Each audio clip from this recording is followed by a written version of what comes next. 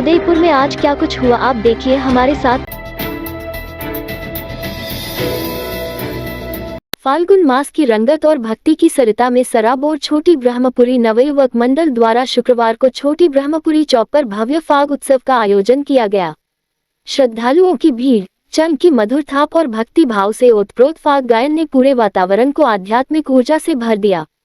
जगदीश मंदिर की मंडली ने अपने सुमधुर भजनों के साथ फाग उत्सव की शुरुआत की। मुझे मिल गया नंद का लाल ब्रिज की होली में और आज ब्रिज में होली रे रसिया जैसे भावपूर्ण भजनों ने भक्तों को कृष्ण प्रेम में मग्न कर दिया। इस दौरान महिलाओं ने पारंपरिक फागनिया परिधान में भक्ति नृत्य किया, जिससे वातावरण और भी दिव्य हो गया। फाग उत्सव के मुख्य आकर्षणों में से एक रही फूलों की होली, जिसमें श्रद्धालुओं ने पुष्पवर्षा कर ब्रज की होली की अनुभूति की। रंगों की जगह सुगंधित फूलों से खेले गए इस उत्सव ने सभी को भगवान कृष्ण और राधा रानी के ब्रज उत्सव की स्मृतियों में डुबो दिया।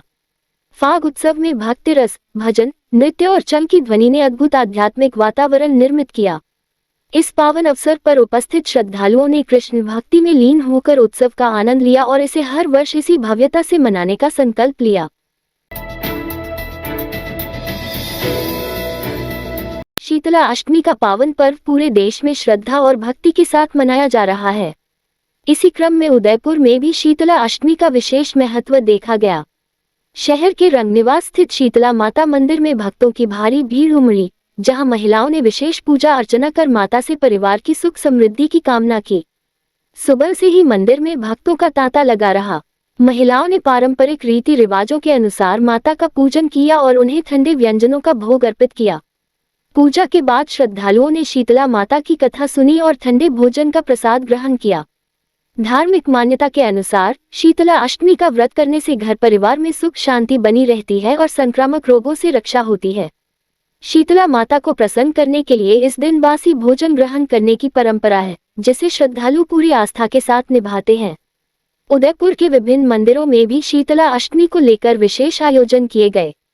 श्रद्धालुओं की भारी भीड़ और भक्ति भाव के साथ किए गए अनुष्ठान ने पूरे माहौल को भक्तिमय बना दिया।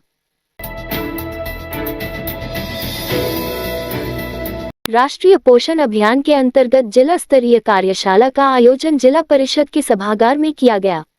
इस कार्यशाला में उदयपुर जिले के आंगनवाड़ी कार्यकर्ताओं के साथ विभिन्न स्वयं सहायता समूहों और महिला संगठनों से जुड़ी महिलाओं ने भाग लिया। कार्यशाला के दौरान महिलाओं को पोषण संबंधी महत्वपूर्ण जानकारियां दी गईं, जिससे वे अपने परिवार और समुदाय में पोषण के महत्व को समझ सकें और जागरूकता फैला सकें। विशेषज्ञों ने संतुलित आहार, बच्चों और गर्भवती महिलाओं के लिए पोषण, अनीमिया की रोकथाम, स्वच्छता और खाद्य विविधता जैसे विषयों पर चर्चा की। जिला प्रशासन के अधिकारियों ने बताया कि राष्ट्रीय पोषण अभियान का मुख्य उद्देश्य कुपोषण को खत्म करना और महिलाओं एवं बच्चों को उचित पोषण उपलब्ध कराना है। इस दौरान आंगनवाड़ी कार्यकर्ताओं को पोषण स्तर सुधारने के लिए आवश्यक दिशा निर्देश भी दिए गए।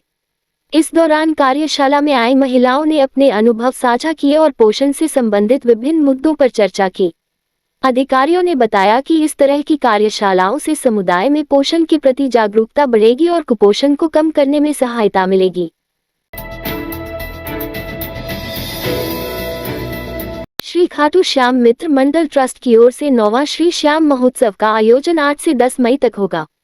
उदयपुर में प्रथम बार श्याम निशान यात्रा व मेहंदी रस्म भी होंगे।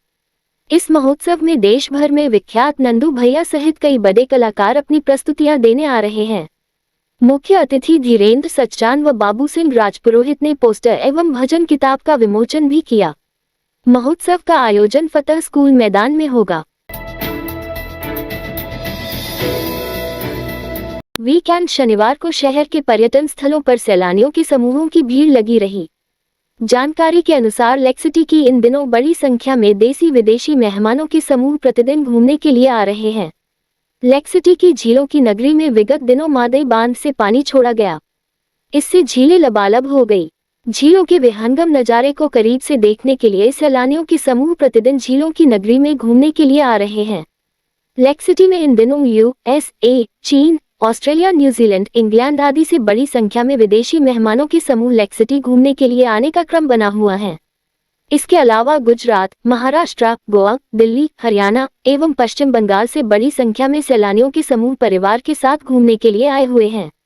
लेक सिटी के पर्यटन स्थलों में सिटी पैलेस, दूधतलाई झील के पास माछला मगरा की पहाड़ी पर स्थित करली माता रोपवे, जगदीश चौक, फतहसागर झील, सज्जनगढ़ की पहाड़ी पर स्थित मानसून पैलेस, बायोलॉजिक पार्क आदि पर्यटन स्थलों पर सैलानियों की भीड़ लगी रही। इसी कड़ी में शनिवार को शहर के सहेलियों की बाड़ी उद्यान प्रांगण पर बड़ी संख्या में गुजराती, हरियाणवी राज्यों के मेहमानों को घूमते हुए देखा गया। बहू को चूड़ा पहनाने के लिए ससुराल पक्ष बहू को लेकर शहर में आए। जानकारी के अनुसार गांव में आज भी ये प्रथा प्रचलित है कि शादी विवाह की तिथि तय होने के बाद ससुराल पक्ष अपनी होने वाली बहू को चूड़ा पहनने के लिए परिवार के सदस्यों के साथ शहर में आए। शहर के चांदपोल क्षेत्र के एक प्रतिष्ठान पर लखारा परिवार पीढ़ी दर पीढ़ी से चूड़ा विक्रय का कार्य करते आए हैं। उनके प्रतिष्ठान पर शहर के आसपास के गांवों में पोपटी फला, नवानिया, पीपलवास, ऊंगरी, झाडोल, फलासिया, गोराना, खाकद, गोदाना आदि गांव से बड़ी संख्या में आदिवासी परिवार शादी विवाह के अवसर पर अपने परिवार के साथ आते हैं। इसी कड़ी में शनिवार को शहर के समीप गांव नाई बुजरा से आदिवासी परिवार अपनी बहू को साथ लेकर शहर आए। परिवार के साथ आए बहू को लेकर चांदपोल क्षेत्र के लखारा प्रतिष्ठान पर पहुंचे। लखारा ने गांव से आए दुल्हन को उसके हाथों में चूड़ा पहनाने की रस्म अदा की। वह ससुराल पक्ष की ओर से लखारा को चूड़े के नेक की नकद राशि का भुगतान किया।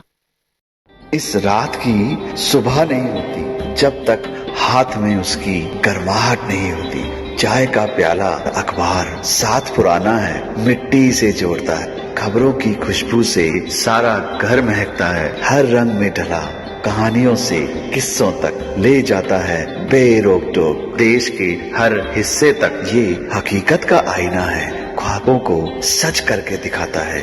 दैनिक नवज्योति, आपके लिए, आपके साथ। ये थे आज के मुख्य समाचार। विस्तार से जानने के लिए पढ़ते रहिए दैनिक नवज्योति। दैनिक नवज्योति के YouTube चैनल को सब्सक्राइब करें और ताज़ा अपडेट के लिए बेल आइकॉन दबाएं।